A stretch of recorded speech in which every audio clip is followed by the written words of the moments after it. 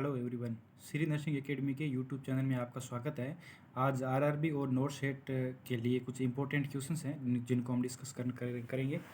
तो पहला क्वेश्चन है आज का, विच of the following is the primary function of the renal system.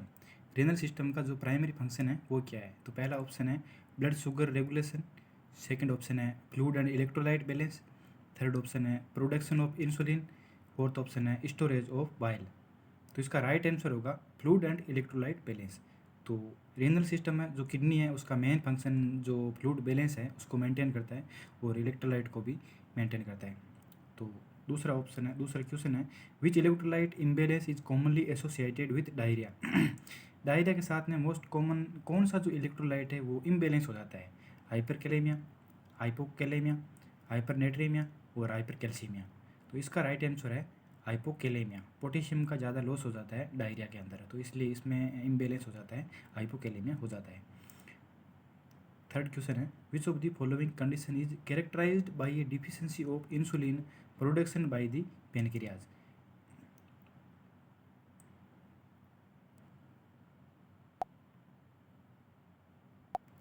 तो इसमें क्वेश्चन ऐसे पूछ रहा है कि इंसुलिन की डिफिशिएंसी में प्रोडक्शन है वो डिफिशिएंसी हो जाता है, मतलब कम हो जाता है इंसुलिन का पैनक्रियाज से। तो इसमें कौन सी डिजीज़ देखने को मिलेगी। तो पहला ऑप्शन है एडिसन्स डिजीज़, ऑप्शन बी है ग्रेव्स डिजीज़, ऑप्शन सी है टाइप फर्स्ट डायबिटीज़ मेलाइटस और ऑप्शन डी है क्यूसिंग सिंड्रोम। तो इसका राइट आंसर होगा type first diabetes mellitus. Edison's disease में क्या होता है, जो अपने रीनल कॉर्टेक्स से जो एडिनोकोर्टिकोइड और उनका हार्मोन का लेवल जो कम हो जाता है उनके कारण एडिसन्स डिजीज़ हो जाती है। और ग्रेव्स डिजीज़ में क्या होता है कि थायराइड के जो भी हार्मोन है उनका एक्सेस लेवल हो जाता है, उसके कारण उसमें ग्रेव्स डिजीज़ हो जाती है। और क्यूसिंग सिंड्रोम में जो कोर्टिसोल और उनका लेवल है, मिनरलोकोर्टिकोइड वगैरह, उनका हार्मोन का लेवल है वो एक्सेस हो जाता है, उसको बोलते हैं क्यूसिंग सिंड्रोम। तो इसका राइट आंसर होगा डायबिटीज मेलाइटस। क्वेश्चन 4 है what is the primary action of the frusemide Lasix. Lasix का प्राइमरी एक्शन है वो क्या होता है। फ्रूसेमाइड जो अपन उसमें देते हैं यूरिन एक्सक्रीडेंट के लिए। तो पहला ऑप्शन है प्रोमोट सोडियम रिटेंशन, और ऑप्शन बी है increase urine output by inhibit sodium and chloride reabsorption, option C है लोअर ब्लड ग्लूकोज लेवल, और ऑप्शन डी है इनहांस पोटेशियम एब्जॉर्प्शन। तो इसका राइट आंसर होगा यूरिन आउटपुट इंक्रीज करता है, ऑप्शन बी होगा इसका राइट आंसर। लेसिस है अपन जो कंजेस्टिव हार्ट फेलियर है या फिर बॉडी में फ्लूइड ओवरलोड है उस पेशेंट को देते हैं लेसिस। तो इसका राइट आंसर होगा urine output increase. Question number 5 है which of the following is a key diagnostic features of congestive heart failure. Congestive heart failure में कौन सा डायग्नोस्टिक फीचर्स अपने को देखने को मिलेगा। तो पहला ऑप्शन है ब्रेडिकार्डिया, ऑप्शन दूसरा है पल्मोनरी एडिमा, ऑप्शन तीसरा है हाइपरग्लाइसीमिया, ऑप्शन चौथा है इंक्रीज यूरिन आउटपुट। तो कंजेस्टिव हार्ट फेलियर में सबसे ज़्यादा देखने को मिलता है पल्मोनरी एडिमा। पल्मोनरी एडिमा एक मोस्ट कॉमन फीचर्स है जो कंजेस्टिव हार्ट फेलियर में देखते हैं, क्योंकि इसमें क्या है कि फ्लूइड का कंजेशन हो जाता है पल्मोनरी वेन में। वैसे पूरी बॉडी में होता है, तो मोस्ट कॉमनली होता है पल्मोनरी वेन में हो जाता है, इसलिए उसको बोलते हैं पल्मोनरी एडिमा। ब्रेडिकार्डिया नहीं होता, इस पेशेंट में टेकिकार्डिया देखने को मिलता है।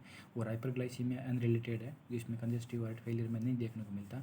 और इंक्रीज यूरिन आउटपुट इंक्रीज नहीं होता, इसमें कंजेस्टिव हार्ट फेलियर में यूरिन आउटपुट कम हो जाता है। तो इसका राइट आंसर होगा पल्मोनरी एडिमा। क्वेश्चन नंबर 6 है what is the therapeutic range of diagnostic digoxin और patient with heart failure. Heart failure में डिजोक्सिन देते हैं तो उसकी थेरापेटिक रेंज क्या है। तो पहला ऑप्शन है 0.5 to 2 नैनोग्राम पर ml, और दूसरा ऑप्शन है 5 to 10 नैनोग्राम पर ml, ऑप्शन तीसरा है 2.5 to 3.5 नैनोग्राम पर ml, ऑप्शन चौथा है 3.0 से 5.0 नैनोग्राम पर ml। तो इसका राइट आंसर होता है थेरापेटिक जो रेंज होती है वो होती है 0.5 से 2 नैनोग्राम पर ml होती है। जो 2 से 2.5 माइल्ड और 2.5 से अबोव होती है उसको अपन मॉडरेट थेरापेटिक वो बोलते हैं, उसको टॉक्सिसिटी बोलते हैं। 2 से ऊपर जो हो जाता है इसकी डिजोक्सिन की जो लेवल थेरापेटिक रेंज है उसको अपन टॉक्सिसिटी बोलते हैं। तो जो नॉर्मल लेवल है 0.5 to 2 नैनोग्राम पर ml। तो क्वेश्चन नंबर 7 है which of the following is the priority nursing intervention for a patient with suspected deep vein thrombosis. DVT का most common priority nursing intervention क्या होगा डीवीटी वाले patient को। पहला ऑप्शन है मसाज ऑफ अफेक्टेड लेग है उस पर अपन मसाज करेंगे। ऑप्शन बी है apply a heat pad to the leg, जो डीवीटी वाला जो फुट है या पैर अपन पेशेंट का बोल सकते हैं उसको अपन हीट पेड अप्लाई करेंगे। और थर्ड ऑप्शन है एलिवेटेड द अफेक्टेड लेग, उसका लेग है उसको एलिवेटेड करेंगे। ऑप्शन डी है इनकोरेज एम्बुलेशन, उस पेशेंट को एम्बुलेट के लिए अपन इनकोरेज करेंगे, उसको बोलेंगे भाई तेरे को चलना है। तो इसका राइट आंसर होगा एलिवेटेड दी अफेक्टेड लेग। इस पैर को अपन एलिवेटेड करेंगे, क्यों करेंगे? क्योंकि पैर एलिवेटेड इसलिए करेंगे कि उसका जो थ्रोम्बस है वो अपने लंग्स में नहीं चला जाए, इसलिए उसको रिवर्स स्टैंडर्बर्ग भी पोजीशन देते हैं इसको डीबीटी वाले पेशेंट को। तो इसका राइट आंसर होगा एलिवेटेड दी अफेक्टेड लेग। तो ऑप्शन क्वेश्चन नंबर 8 है which of the following is an early sign of increase intracranial pressure. Early sign क्या होता है आईसीपी का? इंक्रीज आईसीपी इंक्रीज हो रहा है तो अर्ली साइन क्या होगा? मोस्ट कॉमन कौन सा होगा? पहला ऑप्शन है altered level of consciousness, option B है ब्रेडिकार्डिया, ऑप्शन सी है हाइपरटेंशन, ऑप्शन डी है डिक्रीज रेस्पिरेटरी रेट। तो इसका राइट आंसर जाएगा altered level of consciousness. Sign ये भी होते हैं, ब्रेडिकार्डिया भी होता है, हाइपरटेंशन भी होता है, डिक्रीज रेस्पिरेटरी ये भी होता है, पर ये क्या है कि लेट होते हैं, लेट साइन होता है। और क्वेश्चन में पूछा अर्ली साइन कौन सा होता है, इसमें क्यूसिंग ट्राइड भी देखने को मिलता है। क्यूसिंग ट्राइड लेट साइन है आईसीपी इंक्रीज का। क्यूसिंग ट्राइड में ब्रेडिकार्डिया देखते हैं, हाइपरटेंशन देखते हैं और वाइड पल्स प्रेशर देखते हैं, ये तीन अपन क्यूसिंग ट्राइड में देखते हैं इंक्रीज आईसीपी में। तो अर्ली साइन कौन सा हो गया? Altered level of consciousness. Question number 9 है which of the following is side effect of the long term steroid therapy. एक पेशेंट है उसका लॉन्ग टर्म स्टेरॉइड थेरेपी चल रहा है, तो इसका मोस्ट कॉमन कौन सा साइड इफेक्ट देखने को मिलेगा? हाइपोटेंशन, हाइपोग्लाइसीमिया, ऑस्टियोपोरोसिस और वेट गेन। हाइपोटेंशन नहीं होता, स्टेरॉइड का मोस्ट कॉमन जो अपन साइड इफेक्ट देखते हैं वो जो हाइपरटेंशन देखने को मिलता है, और हाइपोग्लाइसीमिया भी नहीं होता। स्टेरॉइड थेरेपी ग्लूकोज की लेवल बढ़ाता है क्योंकि स्टेरॉइड होता है उसके अंदर, तो हाइपरग्लाइसीमिया होता है। तो इसका राइट आंसर होगा सी, ऑस्टियोपोरोसिस देखने को मिलता है। मोस्ट कॉमनली ऑस्टियोपोरोसिस देखने को मिलता है और most commonly osteoporosis old age में भी देखने को मिलता है, तो इसका राइट आंसर होगा ऑस्टियोपोरोसिस। तो वेट लॉस भी नहीं होता इसके अंदर वेट गेन होता है जो स्टेरॉइड थेरेपी देते हैं।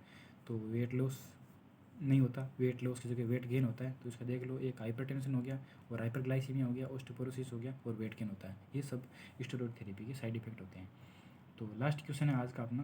क्वेश्चन है which of the following in appropriate nursing intervention of the patient with experience A tonic clonic scissor. एक पेशेंट है उसको सीजर आ रहा है, वो उसमें नर्सिंग इंटरवेंशन क्या उसका एप्रोप्रिएट नर्सिंग इंटरवेंशन होगा? Turn the patient side line, option B है restrain the patient, option C है insert a bite clock, option D है परफॉर्म सीपीआर। तो राइट आंसर क्या होगा? एक पेशेंट है उसको सीजर आ रहा है तो सबसे पहले अपन उस पेशेंट को साइड लाइन पोजीशन देंगे, तो इसका राइट आंसर जाएगा turn off the patient of the side. Patient side line position देंगे और पेशेंट को बिल्कुल रिस्ट्रेन नहीं करेंगे। रिस्ट्रेन नहीं करेंगे उस पेशेंट को अपन ये ओरल में उसमें डाल सकते हैं टंग डिप्रेशन ये से, क्योंकि टंग बाइट नहीं हो पेशेंट की। और ऑक्सीजन अपन सीजर की इंटेंसिटी चेक करेंगे कि कितनी देर आया है और कैसा सीजर आया है वो भी चेक करते हैं। सीपीआर की ज़रूरत नहीं है इसके अंदर। तो इसका राइट आंसर होगा the patient of the side line position. तो राइट आंसर ये होगा। आपको ये वीडियो पसंद आया हो तो इस चैनल को ज़रूर सब्सक्राइब करें और ज़रूर वीडियो को लाइक करें। Thank you.